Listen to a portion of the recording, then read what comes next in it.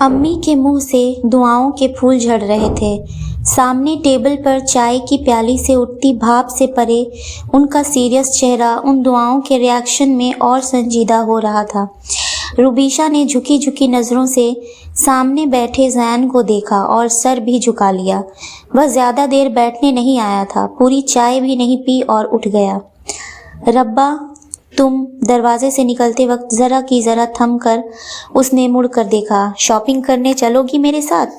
उसकी बात किस कदर उम्मीद के उलट थी वह खुद भी जानता था। रुबीशा के चेहरे पर उमड़ती हैरत से अलग वह बिल्कुल सीरियस था। अम्मी से पूछ कर फौरी तौर पर जवाब भी न सूझा और गड़बड़ाहट यमुना की बेवक्त एंट्री ने पैदा कर दी। वह ठीक सामने रिक्शा से उतरी थी। ज़ैन रुका नहीं, सलाम करके सीधा निकलता चला गया। क्यों आया था यहाँ अब? यमुना का अंदाज गुस्से वाला था। यमुना, उसने हैरत से बड़ी बहन को देखा।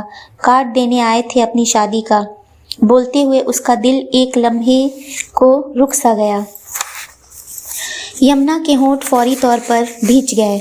वह तेजी से अम्मी के कमरे की तरफ बढ़ गई। लाउंज से किसी मेहमान के हंसने बोलने की आवाज़ें आ रही थी। सबसे ऊंची आवाज़ हानिया की थी। उसके माथे पर हल्का सा बल उभरा। बेहद संजीदा शक्ल के साथ उसने लाउंज में कदम रखकर जोरदार आवाज़ में सलाम किया। मिली जुली आवाज़ों में जवाब मिला। अम्मी, बहुत भूख लगी है, प्लीज़ खाना मेरे कमरे में भिजवा दें। बिना किसी की तरफ देखे वह सीधा अंदर बढ़ जाना चाहता था। अरे ऐसे कैसे भाई, रुको तो, यहाँ सब तुम्हारे इंतज़ार में भूखे बैठे हैं। उसने उलझन से अम्मी की बात सुनी। क्यों? मैंने तो नहीं कहा था कि मेरा इंतज़ार ना किया तो मैं बुरा मान जाऊँगा। लाउंज के कोने से उभरती दबी दबी हंसी की आवाज़ ने उसकी बेजारी बढ़ाई। अच्छा, ज़्यादा इतराओ नहीं, जाओ जाकर जल्दी से कपड़े बदल कर आओ। तुम्हारी पसंद का हरी मिर्च का पुलाव बनाया है, अम्मी ने प्यार से पुचकारा। मगर अपनी मर्जी और पसंद के खाने की खुशखबरी भी उसका मूड बहाल न कर सकी। डाइनिंग टेबल पर उम्मीद के मुताबिक सिर्फ 2 लोग उसके इंतजार में थे, हानिया और उसकी इकलौती छोटी बहन शाहनूर। बराबर बराबर की कुर्सियों पर एक दूसरे से जुड़ी, पहले खुसर पुसर फिर खीखी। अम्मी तो कह रही थी कि किसी ने मेरे इंतजार में खाना नहीं खाया, उससे कहे बगैर रहा नहीं गया। हाँ तो ठीक ही कह रही थी, सिर्फ अम्मी ने खुद ही खाया है और किसी ने तो बहुत इंतज़ार भी किया। शाहनूर ने किसी पर ख़ास दबाव डाला। उसका दिल चाहा अपनी ही बहन का गला दबा दे। अम्मी से कह देना आइंदा किसी को मेरे लिए इंतज़ार की तकलीफ न दें। उसके सर्द लहजे की सख्ती हानिया के सामने रखी प्लेट में आ गिरी। अम्मी, ज़ैन शॉपिंग का कह रहे हैं। उसने मोबाइल लाकर झुकी नज़रों से अम्मी की तरफ बढ़ा दिया। पास बैठी यमुना, जो राजदारी से अम्मी से जाने कौन सी बात कर रही थी, तिलमिलाकर पहलू बदल गई। अम्मी फ़ोन पर बात कर चुकी थी तो उसने सेल फोन वापस लेते हुए एक उचटती निगाह यमुना पर डाली। वह गुस्से से उसे ही देख रही थी। उसे लगा उसका वजूद भस्म हो जाएगा। अब क्या ज़रूरत है उसे यह चोंचले दिखाने की? उससे आखिर रहा नहीं गया। कोई ज़रूरत क्यों नहीं, उसकी कौन सी 10 बहनें हैं और यहाँ कौन सा कोई भाई है जो अम्मी अपनी सादगी में कहे जा रही थीं। ओफो अम्मी, किस दुनिया में रहती हैं आप? अच्छी तरह जानती हैं आपके ज़ैन का झुकाव रुबीशा की तरफ क्यों था। वह पसंद करता था उसे, फिर अब यहाँ बहन भाई का रिश्ता कहाँ से आ गया? उसके कदम दहलीज पर रुक गए।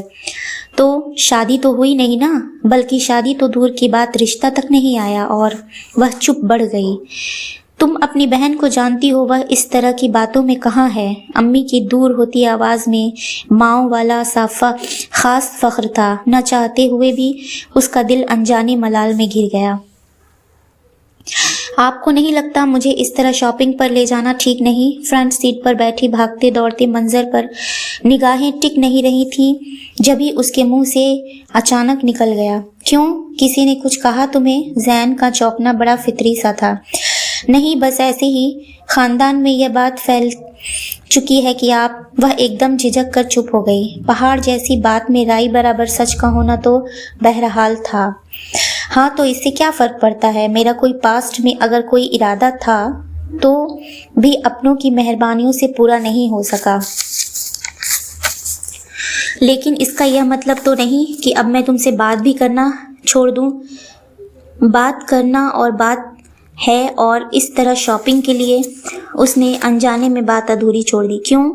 اس میں کیا برائی ہے؟ میرے اور آپ کے نزدیک نہ بھی ہو، لیکن اور دوسرے لوگ تو تم ان کی پرواہ کرتی ہو یا میری؟ زین کا انداز سنجیدہ تھا۔ آپ کی بھی کرتی ہوں۔ بھی سے کیا مطلب؟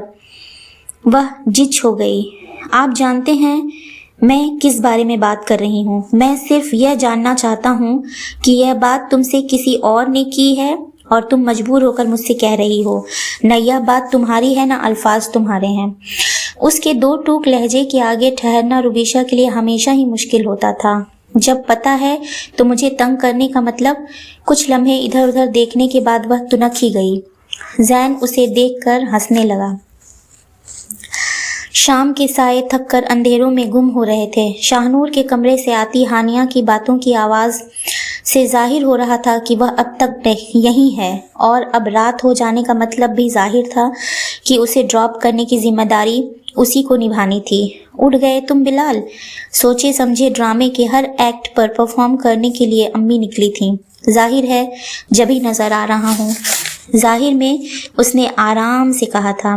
وہ ہنسی۔ اچھا، شام کی چائے تو تم نے پی ہی نہیں تھی؟ فریش ہو کر چائے پیو پھر۔ میں کسی کو ڈراپ کرنے نہیں جاؤں گا۔ اس نے دونوں ہاتھ اٹھا کر ان کی بات کاٹی اور 2 قدم پیچھے ہٹا۔ ارے سنو تو۔ وہ ہانیہ، نو امی پلیز۔ نہیں، وہ کچھ سننے کے لیے تیار نہیں تھا۔ ہو سکتا تھا وہ قدم قدم پیچھے سرکتا واپس کمرے میں بند ہو جاتا۔ بابا گھر آ چکے ہیں۔ امی نے خطرے کو بھانپ کر فوری حد بندی کی۔ بلال کے ہاتھ بیجان انداز میں لٹک گئے۔ وہ ہتھیار ڈال ہی دیتا، مگر شاہنور کے کمرے سے نکلتی ہانیہ نے جس انداز میں اسے دیکھا تھا اسے پتنگے لگ گئے۔ امی، بابا سے کہہ دیجیے گا میں کسی کا ڈرائیور نہیں ہوں۔ اس نے فوراً کمرے میں گھس کر دروازہ دے مارا۔ ہانیہ کے چہرے پر تیرتی مسکراہٹ ڈوب چکی تھی۔ خواب بند آنکھوں سے دیکھے جائیں تو آنکھیں کھلتے ہی غائب ہو جاتے ہیں، کبھی آنکھوں سے اور کبھی دماغ سے بھی۔ وہ خواب جو کھلی آنکھوں سے دیکھا گیا ہو، دن رات جسم جان کی تمام محنت لگا کر سینچا گیا ہو، خاموش تمناؤں کے پھولوں سے جس کو سجایا گیا ہو، اس خواب کو کوئی کیسے توڑے، کیسے چھوڑے؟ جو جاگتی آنکھوں ہوش حواس سے دیکھا جائے، وہ تو آنکھیں بند کر کے اور بھی صاف ہو جاتا ہے، نہ جانا چھوڑتا ہے، نہ دل سے نکلنا ہے، نہ دم توڑتا ہے۔ اس نے بے اختیار بریک لگائے۔ گاڑی جھٹکا کھا کر بیچ سڑک پر رکی تھی۔ سامنے سے گزرتا ایک کم عمر گجرے بیچتا بچہ چپیٹ میں آنے سے بچ کر بھاگا اور فٹ پاتھ پر چڑھ گیا۔ اس کی مٹھی میں دبی برابر گول چکنی ڈنڈی میں لائن سے سجے دودھیا گجرے زین کی نگاہوں میں آ گئے اور دھیان کسی کی کلائیوں میں جکڑا گیا۔